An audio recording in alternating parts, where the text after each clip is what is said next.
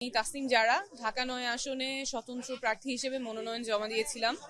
সেটা আপাতত গৃহীত হয়নি। সেই সিদ্ধান্তকে আমরা আপিল করেছি।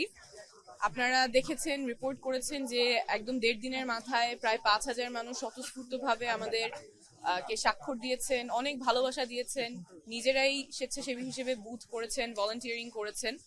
তো এইটার প্রতি সম্মান জানিয়ে আমরা আমাদের আইনি লড়াইটা চালিয়ে যাব। ওনারা চান, যারা স্বাক্ষর করেছেন এই প্রায় ৫,০০০ মানুষ এত অল্প সময়ে, ওনারা চান আমি যাতে নির্বাচনে কন্টেস্ট করতে পারি। তো সেই জন্য আমরা আপিল করেছি এবং আমরা আইনি প্রক্রিয়ার লড়াইটা চালিয়ে যাব।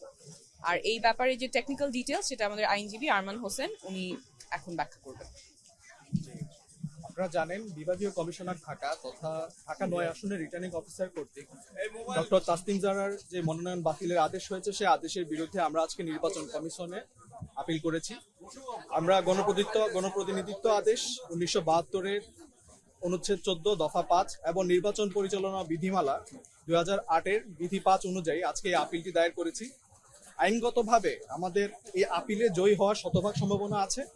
আমরা আইনগতভাবে আশা রাখতে পারি, আমাদের সে আত্মবিশ্বাস আছে যে এই আপিলে আমরা জয়ী হয়ে আসব এবং আমরা প্রত্যাশা রাখি যে আপিলে জয়ী হওয়ার মাধ্যমে ডক্টর তাসনিম জারা আবার পুনরায় জনগণের প্রার্থী হিসেবে ঢাকা ৯ আসনে নির্বাচনের প্রতিদ্বন্দ্বিতা করতে পারবে।